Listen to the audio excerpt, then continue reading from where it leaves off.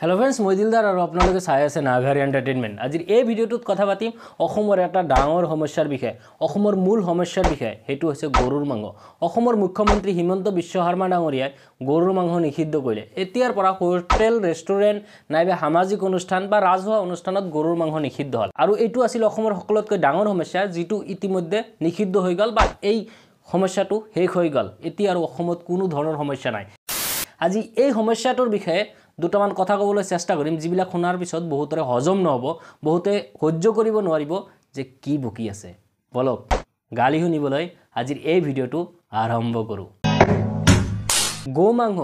মানে গৰুৰ মাংস এইটোক লৈ মাজে মাজে ৰাজনীতি হয় মাজে মাজে বিভিন্ন ধৰণৰ কথাবিলাক কোৱা হয় আৰু এই কথাবিলাক কোনে কয় অসমৰ মাননীয় মুখ্যমন্ত্ৰী সাধাৰণ এনে জিতি মানুহে জদে মদে কোৱা কথা নহয় এজন মুখ্যমন্ত্ৰীৰ মুখৰ ভাষণ মুখ্যমন্ত্ৰীৰ মুখৰ মন্তব্য কেদিনমান আগতে উপনিৰ্বাচন গল আৰু উপনিৰ্বাচনত বিজেপিয়ে গৰুৰ মাংসৰে ভোজভাত দিলে আৰু তাৰ পিছত ভোটত জয়ী হৈ গৰুৰ মাংস নিষিদ্ধ কৰিলে এতিয়া কথা হল এই কথাটোক লৈ মুছলমান যিসকল নেতা আছে যিসকলে মুছলমানৰ মানে অনাৰ বুলি ভাবে অভিভাৱক বুলি ভাবে তেওঁলোকে ৰাজনীতি আৰম্ভ কৰিব তেওঁলোকে বিভিন্ন ধৰণৰ মন্তব্য দিব আৰু এক ধৰণৰ হুলস্থলীয়া পৰিৱেশৰ সৃষ্টি হ'ব মাইকেলৰ ক্ষমতা নাই আমাৰ ৰেষ্টুৰেণ্ট আৰু হোটেল বন্ধ কৰিবলৈ এইটোক লৈ ৰাজনীতি কিছুমানে গৰুৰ মাংস খাব নালাগে বুলি কৈ এক ধৰণৰ ৰাজনীতি সৃষ্টি কৰিব আন কিছুমানে খাব লাগে আমাক কিয় খাব নিদিব এনেকুৱা ধৰণৰ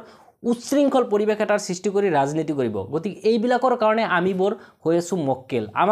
আমিবোৰক মক্কেল বনাই থকা হৈছে আৰু আমিবোৰ হয়ে মক্কেল কাৰণ এই যুগতো এতিয়াৰ সময়তো আমাক গৰুৰ মাংস লৈ ৰাজনীতি কৰিব পৰা হৈছে গৰুৰ মাংস খাব লাগে নালাগে এইবিলাকক লৈ ৰাজনীতি কৰি থকা হৈছে সঁচাকে দুখৰ কথা লাজৰ কথা ভয় লগা কথা কি এক ভয়ংকৰ ৰূপ কি এক ভয়ংকৰ ৰাজনীতি চলি আছে ভাবক আমাৰ ভৱিষ্যত প্ৰজন্মই আমাক লৈ কেনেকুৱা ধৰণে হাঁহিব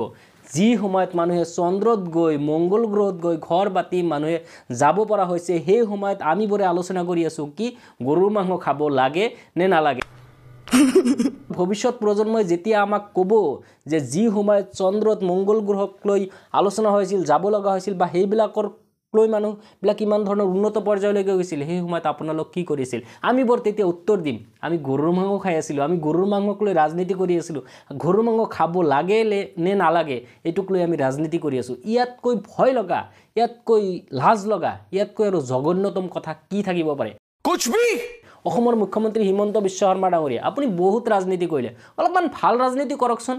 কেতিয়াবা সবজি বজাৰত গৈ চাবচোন সবজিৰ দাম কিমান হৈছে কেতিয়াবা ৰাস্তা ঘাটে গৈ চাবচোন কেনেকুৱা ধৰণৰ চলি আছে কেতিয়াবা খবৰ লৈ চাবচোন 100টা পোষ্ট ওলালে চৰকাৰী পোষ্ট ওলালে কিমান ল'ৰা ছোৱালীয়ে সেইবিলাকৰ কাৰণে এপ্লাই কৰে এবাৰ সেইবিলাকো নজৰ দিব কেৱল গৰুৰ মাংস অসমৰ মূল সমস্যা হৈ থকা নাই বিভিন্ন ধৰণৰ সমস্যা হৈছে সেইবিলাক সমাধান কৰক এনেকুৱা ধৰণৰ ফটুৱা ৰাজনীতি কৰা বন্ধ কৰক আপুনি এনেকুৱা ধৰণৰ ফটুৱা ৰাজনীতি কৰিলে অসমৰ সকলোতকৈ ফটুৱা ৰাজনীতি কৰা নেতা ৰাজনীতি কৰা মুখ্যমন্ত্ৰীৰ ভিতৰত আপোনাৰ নাম আহিব মই আপোনাৰ চৰম ভক্ত মুখ্যমন্ত্ৰী হিমন্ত বিশ্ব শৰ্মা ডাঙৰীয়া মই আপোনাৰ বহুত ডাঙৰ ভক্ত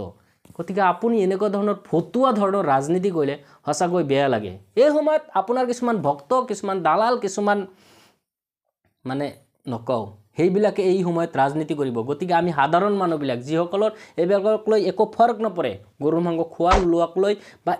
এইবিলাকক লৈ হিন্দু মুছলমান বুলি নহয় সকলোবোৰ মানুহ যিবিলাকে ভাল পায় যিবিলাকে এই ঘটনাবিলাকৰ পৰা দূৰত থাকি ভাল পায় তেওঁলোকে কিন্তু এই সময়ত মনে মনে থাকিব গতিকে আমি এই সময়ত মনে মনে থাকি এনেকুৱা ধৰণৰ এই ভয়ংকৰ ভয় লগা পৰিস্থিতিৰ পৰা দূৰত থকাই ভাল এই ভিডিঅ'টোৰ জৰিয়তে কি ক'ব বিচাৰিছোঁ নিশ্চয় আপোনালোকে বুজিব পাৰিছে যদি আপুনি মোৰ কথাৰ সৈতে একমত হয় তেতিয়াহ'লে